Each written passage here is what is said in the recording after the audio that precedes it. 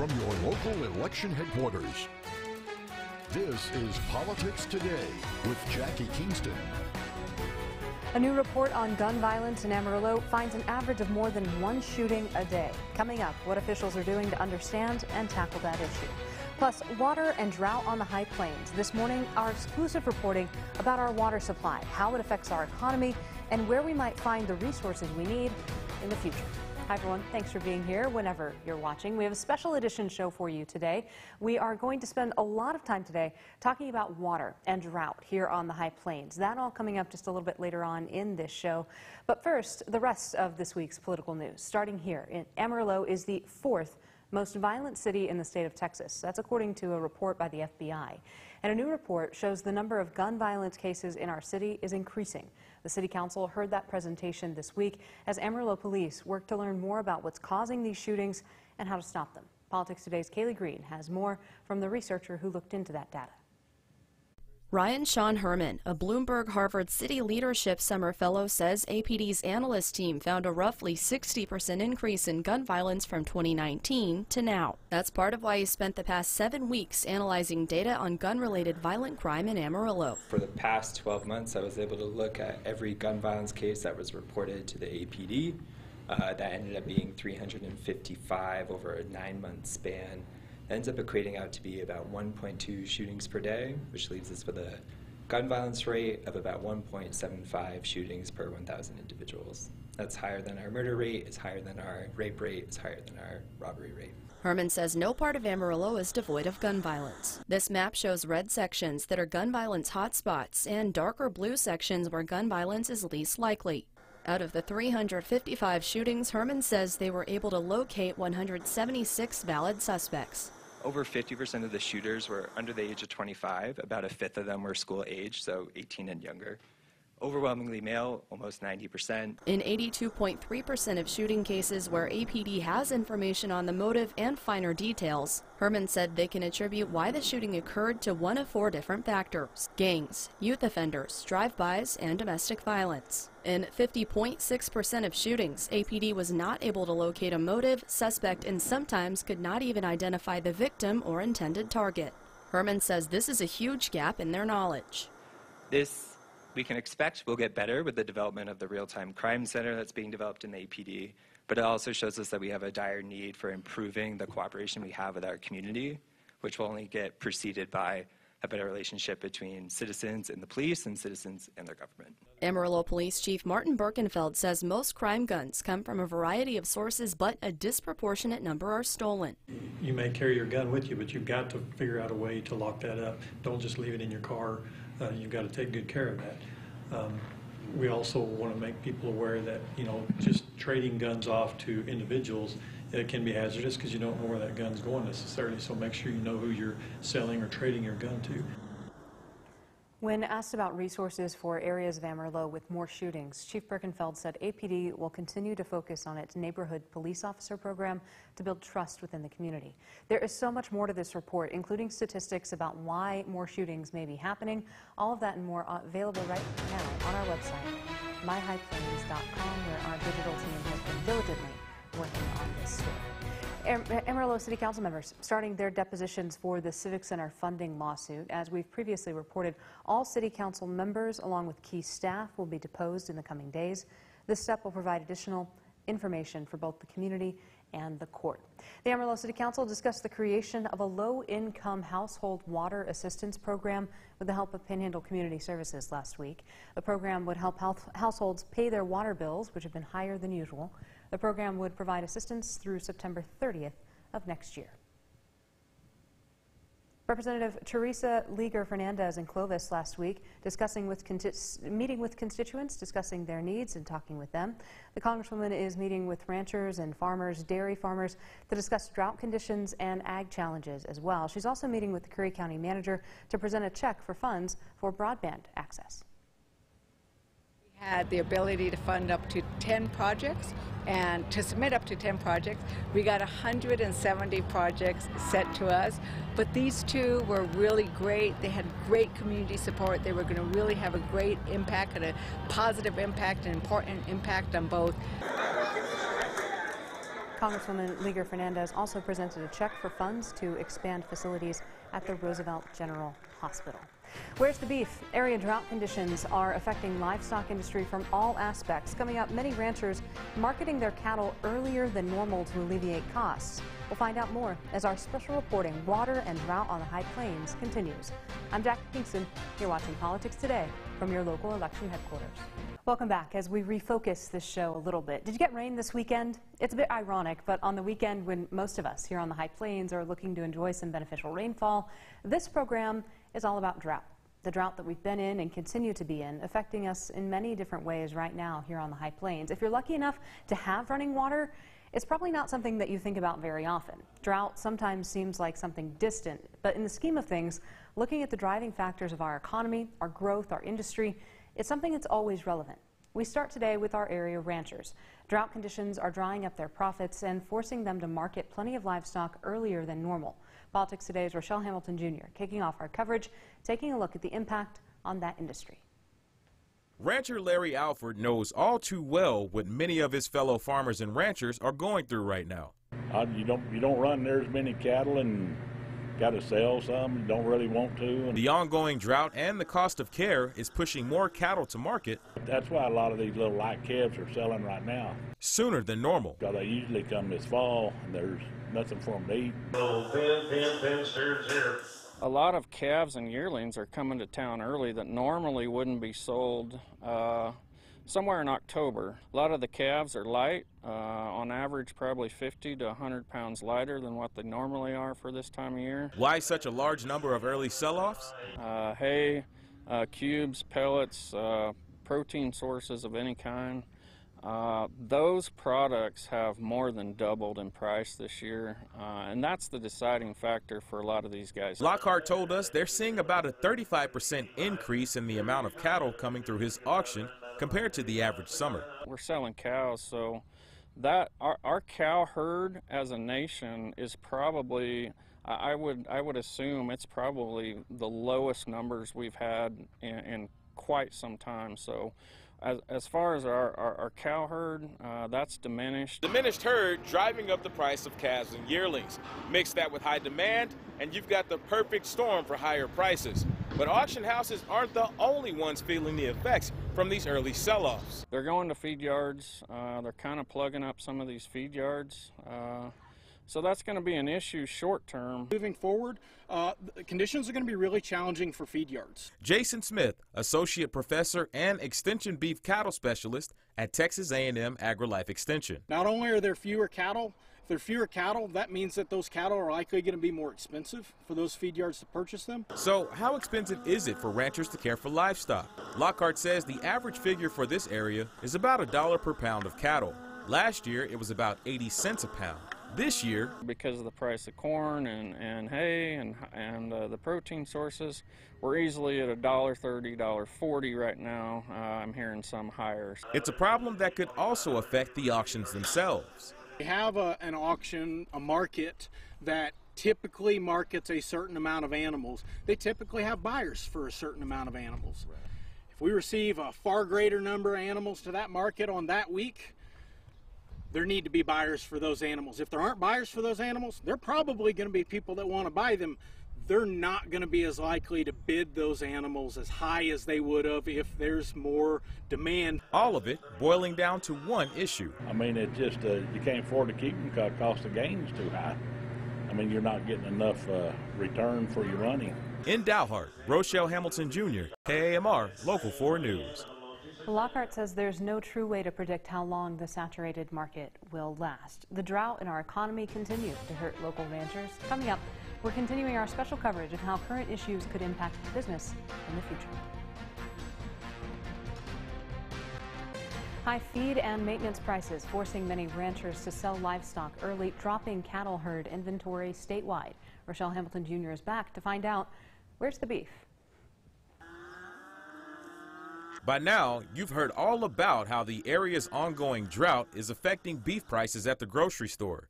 But there's another aspect driving those high prices: shrinking cattle inventory. So one of the things that it's important for consumers and producers to recognize is where we are in the current cattle cycle. And we're on the downward slope of the cattle cycle. It's a supply and demand problem, meaning higher prices for the near future. As we reduce inventory, while we are potentially marketing cattle off of pasture-based operations because of the lack of forage resources, what that translates to is less calves on down the road and potentially a lighter supply of beef. According to the USDA, the U.S. beef cattle herd was a little more than 30 million head in January, down 2% compared to 2021.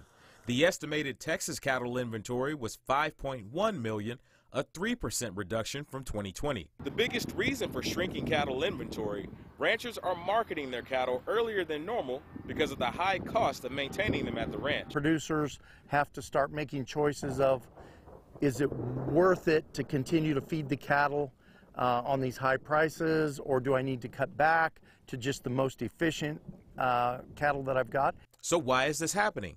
No rain, no forage, which means they become even more expensive, and so that adds an additional challenge onto our ranchers. Without forage, that means they have to buy feed, which is even more expensive. From March of 21 until March of 22, this spring, our cost of feed delivered into the bunk went up 100%. It doubled. Or the cattle must be marketed to alleviate cost. Sold for salvage value. That's mostly old cows, bulls. 1 year of drought setting us up for years of higher prices. The calf crop that we raised last year is the beef we're eating this year. So everything's a delayed effect. We're going to decrease beef production by about 5% going into 23, and then it'll continue to decrease on into 24 and 25. All in all, the stakes will remain high for the near future. In Amarillo, Rochelle Hamilton Jr., KAMR, Local 4 News. Industry experts say rainfall that triggers winter forage and spring growth could reverse that trend, but if the current cycle continues, market trends could get even uglier. Area farmers plant crops that do everything from feed livestock herds to putting veggies on your plate to fueling our cars to planting cotton seeds that wind up in your favorite shirt or pants. Rochelle continues our coverage, explaining with the extreme heat and drought, many of them are suffering reduced crops or full crop loss as a result. Kelly Giles pays close attention to weather trends. We run about a 3-year running average calculation of rainfall. He co-owns Giles Angus Ranch, a 1,200 cattle head operation in Canyon. Even though he's not a meteorologist, forecasting weather is just as important to his operation. As the rainfall starts to decrease on average month by month, we cut back ahead of time. And so just kind of stretch it out so that we can hold our main herd together. Drought conditions are drying up profits for area ranchers due to early sell-offs of cattle because of high feed and maintenance prices. But it's also proving extremely challenging for area farmers. We have seen crops burn up, we have seen farmers disaster crops, we have seen crops abandoned. Bell says when it comes to crop production, it's important to remember we're in a global economy. What's significant about our past wheat crop, the 2021 to 2022 wheat crop, across the state we were below average, and this was one of the lowest statewide wheat crops in probably the last 20 years at least. And it's not just wheat taking a heavy hit. Most of the corn, for example, that we do grow in this region is feed corn, and this is corn that's going into our livestock industry. So when we have reduced corn production in this region, our livestock producers are more dependent on corn from other regions. Bell tells us much of the corn used by area ranchers is shipped in by rail. But the less corn we produce here results in higher shipping costs from other regions. But with very little rainfall and groundwater, what about irrigation? But we have now reached a point where many producers no longer have the ability to irrigate. And so now they are having to revert back to dryland production. Because dryland production depends on seasonal precipitation or stored water, Bell says it's important to be aware of how much water is stored for the next crop. Not only see an impact to our current cropping season, but we're looking at an impact moving into our winter cropping season. An impact that will be felt both now. Over time, drought or not, we've got groundwater issues that we have to address, and we have to do our planning. And into the future. Dr. Bell says in addition to wheat and corn production, cotton crops in the northern panhandle will have very low yields this year. As a result, the regional cotton marketing system, from gins to transportation, will all feel the ripple effects of that reduced crop. And more ag producers relying on irrigation because of the drought, which is putting more pressure on our area's main source of water, the Ogallala Aquifer. Coming up next here on Politics Today, we're not the only ones who rely on it, complicating things even more. We're going to hear from the AgriLife Extension again to explain. Area farmers are facing depleted crops and low yields due to extreme heat and ongoing drought. To alleviate crop stress, many are irrigating more. That puts added strain on an already declining Ogallala Aquifer. Politics Today's Rochelle Hamilton Jr. continues our coverage. The area drought is once again bringing a long-discussed issue to the forefront on the High Plains: water conservation. And a big supplier of groundwater for many area farmers and ranchers, the Ogallala Aquifer. Primarily, we rely on the Ogallala Aquifer to provide irrigation water, to provide residential and domestic water, to provide drinking water to livestock. No rain means very little groundwater, leaving many farmers to irrigate more, increasing strain on an already declining resource. So what that means is that we don't see recharge, we don't see wells recover. And if wells can't recover, then in subsequent cropping seasons we see reduced production potential from those wells. So really we see greater rates of decline in the Ogallala. Bell says it's gotten so bad in some areas, farmers have had to change production strategies completely, leading to a bigger issue.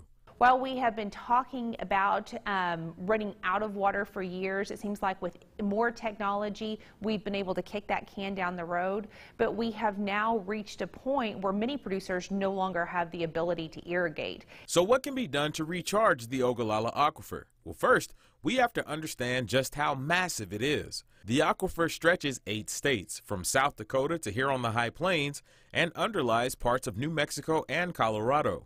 Second, there's plenty of variables, like differences in depth. As we move north to south, the depth to water changes. In the northern portion of the Ogallala, the depth to water is 20 to 30 feet, whereas when we get into the Texas High Plains, we can be anywhere from 200 to 400 feet deep to water. Some producers going another route. People have added new water wells to try to maintain some decent capacity within their business.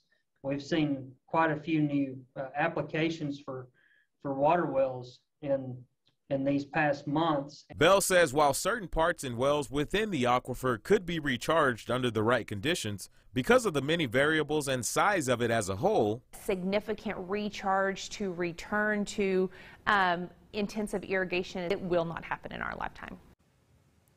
So the political side of working with the other local and state stakeholders to maintain and potentially recharge the aquifer, that's a whole nother issue to consider. There's still much more about this story to discover. Our digital team, Kat Keenan and David Gay, have worked tirelessly with our friends over at The Hill for our continuing coverage. You can find out more of our coverage, more on these stories and all of these stories under the Water and High Plains tab on myhighplains.com. On the Canyonway, there used to be a billboard that said, "Pray for rain," and I think it's pretty good advice for any season of the year. We'll wrap things up after this. Welcome back, everyone. The Amarillo City Council approves a new memorial park to honor first responders here in our city. This happened this week. The decision happening during the City Council meeting in a 5-0 vote. According to city officials, a lease agreement between them and Friends of A.J. Swope will allow the memorial park to be built on South Polk Street. It should inspire all of us to understand what these folks do on a daily basis for us in terms of serving our community. And we don't think about it. They don't think about it probably all the time. They can't. But it's dangerous and things can happen. And so we just keep them in our prayers always that they're safe. The park will be made with the intention of honoring those who have lost their lives in the line of duty. That park, the work of many of A.J. Swope's friends and family members. It's been a long time coming. I'm excited to see that come to fruition in honor of our friend. Don't forget that you can like us on social media. You can find me there on Facebook. I'm Jackie Kingston, of course. You can follow us on Twitter, Jackie Kingston plus the number 1 there. Stay up with all the latest political news with us throughout the week. Continuing coverage over on our website, myhighplains.com, and of course, our continuing coverage of water and drought on the High Plains, which our digital team, David Gay, Kat Keenan, Rochelle Hamilton Jr., worked so tirelessly at to make this happen, to put all of that reporting together for us. A great resource for us, again, over on our website. Thanks so much for spending part of your day with us today. We'll see you back here soon.